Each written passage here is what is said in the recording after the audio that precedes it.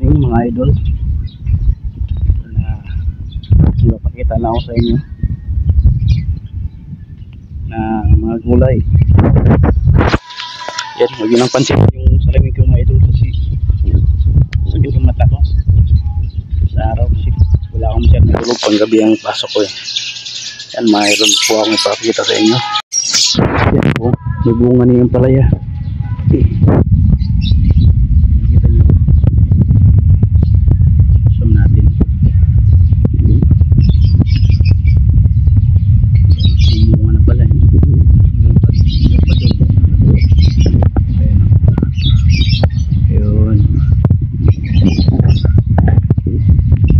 Meron pa dito maliit.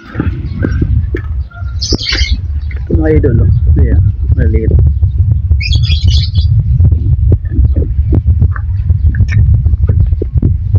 Sa itong langka po mga idol,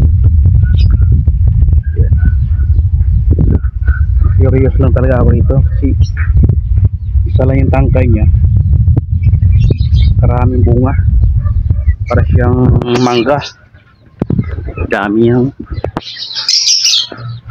para siyang mangga or buko. Yun lang talaga nakita mga idol ng mga ganitong langka sa amin madalas sa probinsya. Isang ganito, isang tangkay or pungango, isang bunga lang. So ngayon ito, ang dami. Ang dami oh. Ano to siya mga idol? Bading na puno. Malit lang yung puno niya mga idol oh. Yan, meron pa oh. Ngayon lang siya namunga ng ito kadami. Eh nakuha na lang namin ito mga idol oh. Ayan. Ito yan, nakuha na namin yan. So nung binilang ko, siguro mabot na ano ko eh 17 na bunga. Ayan. Ayan mga idol, pag-i-comment lang mga idol normal bang ganitong bunga. Ayan sa likod oh. Maliliit lang siya. Ayan, dami. Ito, hanggang dito lang siya kalalaki mga idol. Ayan oh. Ayan, dila na nga siya oh.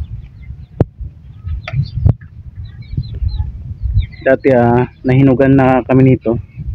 Matamis naman yung hinog niya, kaso hindi siya siksik yung laman,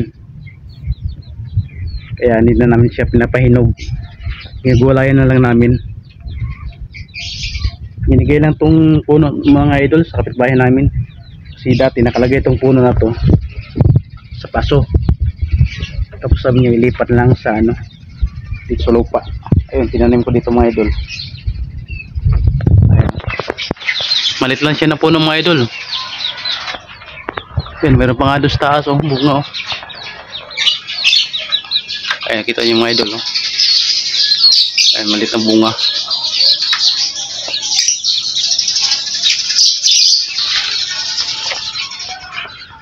Ayan lang mga idol. Thank you for watching. Please like and follow and share.